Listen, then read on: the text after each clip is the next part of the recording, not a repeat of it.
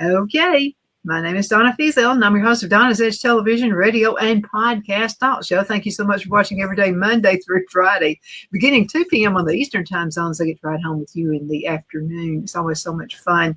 You can find us on television. We're on Abundance Television, found on Roku, Apple TV, and Amazon Fire. And don't forget the podcast on the Newscasters.com. You may also find us on the radio, the biggest country station here in South Carolina, WZLA. We appreciate that. And all the social media sites as well. So continue looking, continue sending email. I get a thrill out of your email. Donna at donnasedge.com. Donna at donnasedge.com. Yeah, I read every one of them. Even when you disagree with me on stuff, I still open my eyes and I still read your emails.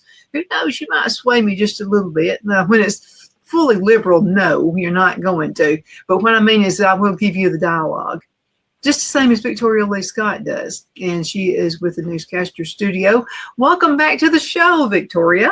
Always a pleasure to be with you, Donna. Always. It's always a pleasure to be with you. You know, on the last show, we were talking about discipline. And so you're going to be heading up. You're disciplined. If I've ever met it, are you former military or, what brought all this? No, came from a military family. Brothers, sisters, okay. My sister's career Air Force. Brother was 82nd Airborne. The other brother was Navy. Father was Navy. But I just had a different path. Well, I like the path. Yeah, I had to play first. The discipline came later in life for me. We've all been there. Absolutely. But discipline is really, we were talking, and I couldn't wait to get back with you again on another show. And this was about our educational system and how it's failed our kids. And they don't know. I remember being in the 2nd grade in social studies. And I remember the teacher talking about Hitler. And it scared me to death. Yeah. And I remember thinking at that early age, I hope our country never turns like that. But we're on the verge of it. Well, do you know what was a real awakening for me? When my daughter, who is now 28, when my daughter was in high school, and I kept looking, going, what are you doing now? And she was doing all this stuff on China. And then came Christmas break. And I sent a letter to the principal. And I'm like, could you please tell me when my child learns American history?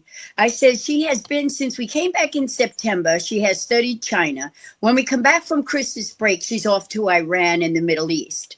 When does my child learn American history in high school? Do you know what my answer was? They get it in 11th grade. So now that's it. They get it in 11th grade. So you figure they come in and at 9th grade.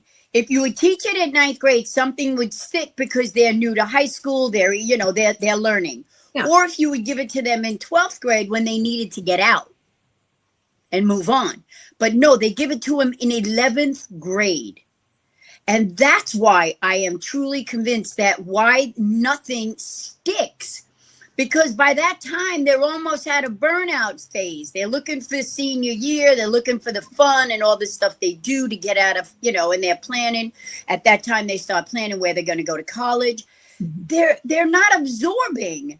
And there's a reason they did that. And I was very upset that they get out of, you and we had history. I had history all through high school. I'll never forget. I had Mr. Marchese. I still remember history because he made it so interesting. He made it so much fun. And there were so many things that I did learn. Mm-hmm. But we have, like I said on the last segment, we have not one, not two, but we are into our 3rd generation that only has half of America's history. Okay, so this sounds like it was done by design to me. Okay, so you get with them younger about how great other 3rd world countries are. You're not even talking about the United States till they get into the 11th grade. That's right. And you see, so the other countries are better than we are by then. And in elementary school in China, they can take and put apart an AK-47 in under a minute. I mean, serious. The discipline in Japan is absolutely incredible. These children in kindergarten, first and second, can bounce and walk 2 balls in both hands. Mm-hmm. I mean, and the discipline, that's what we don't have. I own my salon, and I have elementary school right up the street. I have middle school over here, and I have high school right there and college. And I'm next to a donut shop. So they all come. I can tell what time of day it is by which school, which grade is in the donut shop. All right. And I can tell by their uniforms until they get to high school. Do you know that when my daughter went, there are 5,000 kids in this high school. 5,000. I went to a school, I think there was 300. All right, in high school, 5,000. They and when she was in school, the woman at the gate would sit there with a tape measure. If their shorts were too short, they had to go and put somebody else's on, or you had to have a parent bring something else. Mm-hmm. Today, if you go online when they start school, they have the school colors in pajama bottoms. Every kid. Not only that, but my daughter wasn't allowed because we're a beach community, but they all had to wear closed-toed shoes because the halls are so jammed and there's so many stairs they're going up and down. Now they are in flip-flops. They are in pajama bottoms. There's no more dress code with hoodie sweatshirts. And that's what they all go to high school in. It is the sloppiest, undisciplined look that I have ever seen. Lazy look. And you can see it. You can see it. I can come out my door, and it's amazing to me. I will try just to get the hang of it. I will come out my salon. So in front of me, there's a restaurant here, the donut shop, and there's stairs in front of me, stairs here and stairs there. Mm-hmm. So I will step out at a certain time when somebody, I've done this with men, grown men, and I've done this with our high schoolers. And I will step out of my salon to see if they will continue barging past me or if they have a little bit of respect to let me go first. Mm-hmm. There is even men, even grown men will not give me the right of way. And all I'm talking about a sidewalk step. Mm-hmm. They do not step and say, "Oh, please." I am floored on the amount of people that just are tunnel vision in their own world and nothing around them. So we wonder why we have this is because there is no discipline taught. In school, we went to school for a reason. We learn education, we learn discipline, and that's the reason why there is no respect for authority anymore. None. I have no sympathy when a policeman pulls you over and he tells you to hand your license, your registration. No, I want your supervisor. No, you don't need my supervisor. You have 2 minutes to open up this window and give me your information. Mm-hmm. No, if you're not going to, break the window. I'm sorry. I have no patience for stuff like this. I have no patience for people who think they can ram cars to get away. I have no patience for people who think they can run our police and our ICE officers and run anybody over because they don't want to submit to authority. No, we are in a wrong path, and it starts in our education system 100%.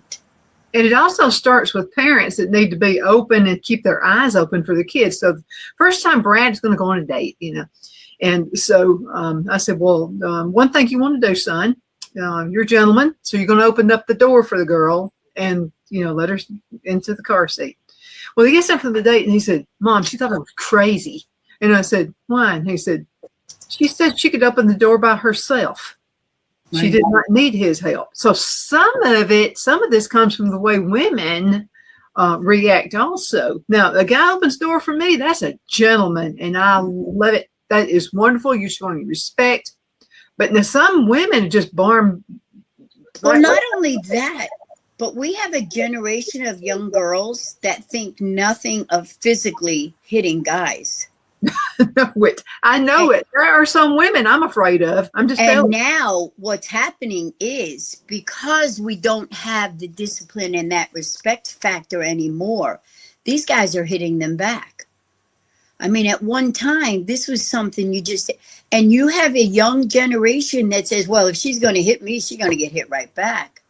Where, damn well, when we were kids, a boy or a guy didn't raise his hands unless it was, in behind closed doors. But that's not how it is today. That's not how it is. These girls are brazen and violent, and that comes from the lack of discipline, the lack of respect. And if we don't put that in there throughout their whole upbringing, even too, and I know it is a parent's responsibility, and trust me, my child knew, certain things I don't want to hear, but I own the salon, and you wouldn't believe that I have literally stopped my young men who have come in with their mother, and she's sitting there, and I'm like, stop, and I come in front of him, and I'm like, find a better word. Your mother is sitting right there. Find a better word. And you know what the answer is? Well, that's the word she uses. And that was exactly what he said to me. And I said, I don't care if she does. Take responsibility for your words. Well, there was a time when you went to a public space. I mean, you were like around a whole bunch of people. You kind of watched what you said a little bit. You know Not what I mean? anymore. And I was going to tell you, like I told, now my parents would fight in public. I mean, they really would. And it used to irritate me. So before Phil and I got married, and I said, now this is a rule I want us to have, okay? If we disagree with each other, fine, we're human beings, but not in public. That's humiliating. And I don't ever want to argue with you in public. Right. And, well, but you say people just like it. They don't care where they're at. I mean, they just like go for it. They just don't. That's the level we've come to. When we were kids, my father, there were 4 of us that he was raising. And my father had heard us speaking to one another and he didn't like it. So he sat us all down and he went over every cuss word to tell us what it means. And I will never, to this day, my father stood over me and he said, what is the worst thing that you could say? And I was like, the F word? My father leaned into me and he said, no, the worst thing you can say is God damn you. Who are you to ask God to damn another human being? And I went, to this day, it is a phrase that makes me, but the thing is my point to this is, even in my business, it is amazing to me how things and vulgarity has become part of everyday speech to so many people. They are actually unaware. I have one client that uses the F word where I'm like, Scott, there are other people in my salon. Well, every other word is an F-bomb. You've got to calm this. But he doesn't even realize. I remember being around a guy that would just talk me down, and I had enough respect for myself where I thought, well, I would never want to spend my life with this jerk. I mean, what you're going to do is talk me down. So there needs to be some self-respect. And I know the Bible says pride, downfall, and all this kind of stuff, but I think there are different levels of pride, for goodness sakes. Like not wearing pajamas to a job interview. I mean, certain things like that make no sense. Let's go ahead and cut to a commercial break. Oh, I got to tell you when we come back. This is insane. Okay, so time flies. But it's when you got a wonderful guest like Victoria. We'll be right back. Queen City Used Car Sales has been serving drivers in the Northeast Alabama area for years with a quality selection of late model used cars, SUVs, and pickup trucks. On top of our extensive selection and competitive prices, we offer professional auto financing services for used car buyers of all credit levels. Whether you've just begun your search or you're ready to secure your next vehicle, at Twin City Used Car Sales, you will drive away with the vehicle of your dreams. The sales and finance staff at Twin City Used Car Sales looks forward to serving you, and you can apply for financing online before your visit to our used dealership in Gadsden, Alabama. Check us out on the web at twincityyusedcars.com or go by our location at 901 First Avenue, Gadsden, Alabama. We sincerely look forward to serving you.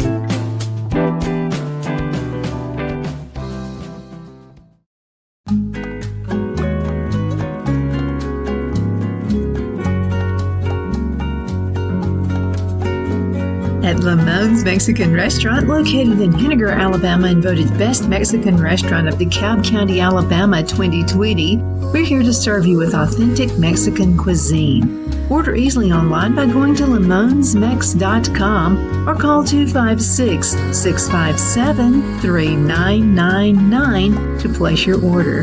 We're open Sunday through Thursday 11 a.m. to 9 p.m. and Friday and Saturday 11 a.m. to 10 p.m. Whether you're celebrating a cozy date night for two or a celebration for a crowd, at Lamone's you'll love our atmosphere and friendly servers. Thank you for dining with Lamone's Mexican Restaurant.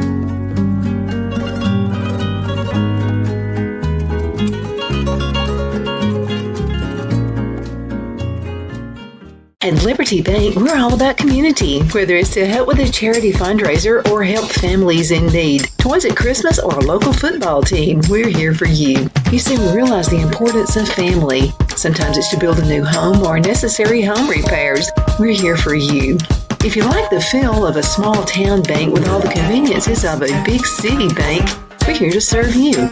You will find us at any of our convenient locations in DeKalb, Marshall, Etowah, and Blount counties in North Alabama. You can call and speak with any of our friendly staff at 256-659-2175 or check us out on the web at libertybankal.com. And thank you for your support of our community. Member FDIC Equal Housing Lender.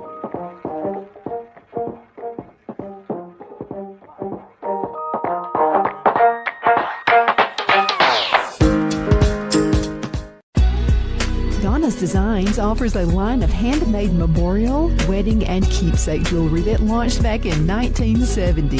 I'm a self-trained jewelry designer, and I will work closely with you to create unique designs you can love and treasure for years to come. Whether that be flowers that were used in a funeral arrangement or stones you found on the beach at a memorable trip, call me at 256-659-4319, and let's think of the possibilities. We're back. My name is Donna, and I'm your host of Donna's Edge Television and Radio and Podcast Talk Show. I have Victoria Lee Scott with me. Victoria, when we're on commercial break, it's almost like, have you ever seen people who washed clothes and they would just look at the clothes going around? I feel like I'm doing that.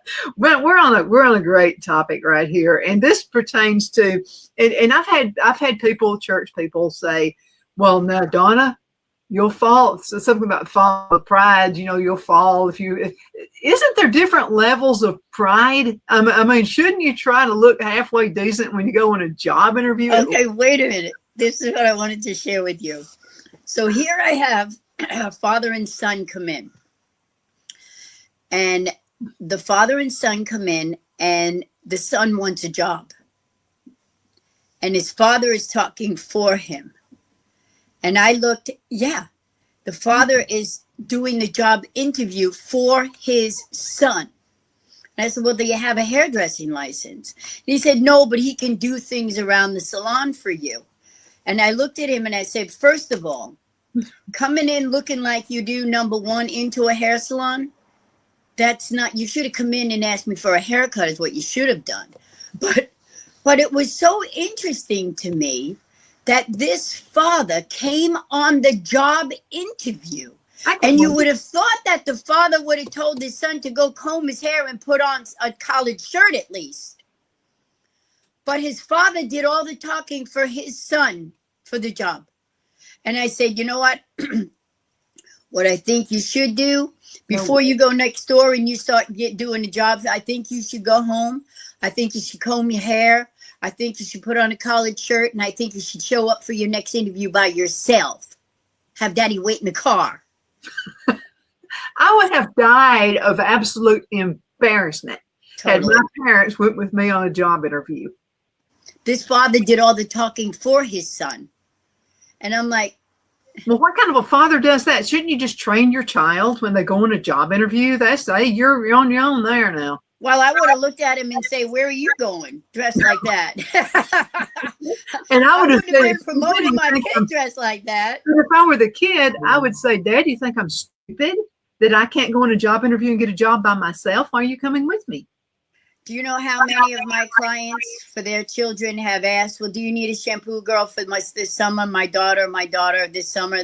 And I'm like, why wouldn't you go home and tell your daughter that and then have your daughter call me and say, "Hi, Victoria, this is so-and-so's daughter. Mom said that, use her as a reference. Yeah. Don't try to get the job for her." I mean, but that's the generation. That's what we've done. We wonder why our kids don't want to drive or this and that. And, I sat there and I gave it some thought. And I said, why would, when you and I was 16, we couldn't wait to get our driver's license. I couldn't wait to get my driver's permits. I was driving great. Now, excuse me. Now they're 19 and 20 years old and still not driving. Because what did we do? We put them in the back seat of the car. We gave them a DVD and we had them watch movies. And then we gave them cell phones and we let them create their social life in the backseat of the car with their friends and watch movies and have a life. So when you want your child to drive, it's like, no, call me an Uber. I'm watching a movie or I'm talking to my friends. And there's a reason for it. Wow. Because we raise them in the backseat. Put a movie on. I'll stop and get dinner at the drive-in before your next class or before you have to go to ballet. But I think we need to teach economics. Like, how much does it cost to use Uber? I mean, how much does it cost? I mean, give them, okay. So I used to watch the Cosby Show and I have to wonder if he really did all that stuff or if it was fabricated. But anyway, so, and I saw one episode with Bill Cosby and with Theo. So Theo wanted, give me money for this, give me money for that, blah, blah, blah, blah, blah. So he sets Theo down. He says, "Theo, here's some money for you right here." And then he started coming up with this, "I'm going to need, so much money for rent." So he reaches and gets a bunch of money because Theo wanted to be on his own, but he wanted Daddy to pay for it. Okay? Of course. So anyway, he said, well, and that's back when rent was cheaper. So he said, about $400, that's going to be rent. So Theo's just holding on to that money and he goes, "Hey, give me the $400. So anyway, he gives him the $400, puts that to the side. And then he starts talking about how much it's going to cost to eat. And you're going to have to cook. And he goes, "Well, Dad, I can't cook." And he said, "Well, you're going to be eating out all the time then." And he said, "You'll be paying about double of what it would, or more than what it would be as if you just actually cooked your own food." He said, "So let me have another $400. And Theo's holding on to that money like this. And he goes, "Give me the $400 because he wants to give him a reality check." 100. Give our kids reality checks anymore. Kids literally think the first job they go on, they're making $15 an hour or whatever. They literally think they're going to be able to keep the $15 an hour, like the whole amount. They're not even taught that taxes are coming out of that. Well, not only that, I work and I help a girlfriend out, and she has the iPad for the register, right? Mm-hmm. So this is at the baseball games at the high school. She runs the dugout, and I go and help Jessie. I was floored when I turned the iPad around and I told the high schooler to sign. And he said, "I don't have a signature. I don't know how to sign." Because here in California, they stopped teaching cursive. And I looked at him and I said, "You better go online when you go home tonight and YouTube and get yourself a signature because you're going to need a signature in your life." So we got just under 4 minutes left in this segment, but I've got to ask a question. Okay, so you got a generation of folks who don't know how to sign their name. Okay, right. They've graduated from high school and all this kind of stuff. In your mind, what does this do for the future of the United States? What it does? Just that one thing. It makes dependent. It makes them dependent. It makes them dependent on everything. Government, So everything that they'll have to do, they won't need a signature because the DocuSign already has, and everything it makes them. And dependence is, when you become dependent, is because somebody wants control. And I think that's in a nutshell. I think the reason they have done what they have done is for control. And now we're at the stage of resistance. And once the resistance starts fighting back, and they're not going to, it gets uglier and uglier until control is gained. Okay, so let's talk about homeschoolers, kids that went to Christian schools and stuff like that who are actually taught cursive handwriting. Is this going to kind of give them the upper hand? 100%. 100. We're letting our kids down. I mean, we are letting them down because I know a prepper, and this guy's written book after book after book, and he's been on the show a lot. So this is what he says. I said, well, aren't you concerned about, because he has like this old car that has no computer in it. He's got like old CB radios. He's got all this kind of stuff, and he says, I'm not worried for me. And he said, I'm not worried for you. He said, because you know what a seed is. You know how to plant food and all this kind of stuff. He said, do you realize people like you and I will be sought after? People will be wanting us to do classes. People are going to be wanting us to do all these things, from the simple things that we all know how to do. And it's a shame. It really is. I'm just, you are doing your kid a disservice if they have enough signature. I mean, what does it tell you about a person if they feel as if, well, I have nothing in my life, I can't even sign my name, I don't have a signature? The thing is they don't feel that loss because somebody has always come to their rescue. That, you know what I'm saying? That mom and dad will, if you can't make it out there, it's okay. Your bedroom's still here, and, come on home, and you're 32 years old, still living in your bedroom. You got the internet. Mom still cooks your food and does your laundry for you. So there is no incentive to keep going. There is no. All right. I'm the one kid. Let's pretend there's 10 of us. Okay. And so I'm the one kid who's going to raise their hand and go, but what if you die in a car wreck or something? What am I going to do? I mean, kids need to be thinking. They need to be thinking logic. If your parents are too dumb to teach this to you, you need to seek help. Ask the question, Mom and Dad, what if you were to get killed in a car wreck? Where would I be? They would feel that they now own the house. They can drive your car. And not when they can't make the house payments, not when they can't do things. But they don't think that far ahead. They don't think they'll have 4 of their buddies move in, and then it'll be. You know what I'm saying? There is some things the next generation doesn't care. The same thing too as my hair salon. I'm learning. We've got this generation of kids that just think they can make a ponytail here and cut, and they've got this gorgeous hairstyle. I mean, okay. And the same thing too. They can put color in their hair. I'm watching these videos and these girls are bleaching. I'm like, you're on your 4th bleach? Are you see? You're gonna be bald. Are you kidding me?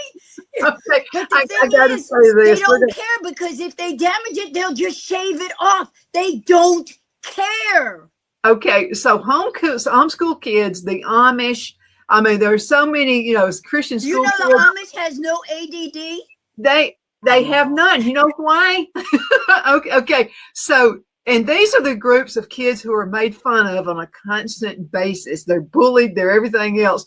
Well, guess what? They're going to be ruling over whoever doesn't take heed. I mean, it's going to be Victoria. We got to go. I can't believe how time flies when you're on the show. Sure did. Thank you so much for being with me again today. And thank you guys so much for watching. Continue sending email. I want to thank all of our wonderful new sponsors who are with us right now. Anderson Mall, thank you so much for sending all these customers to me. I definitely appreciate that. But we'll see you guys all the next time.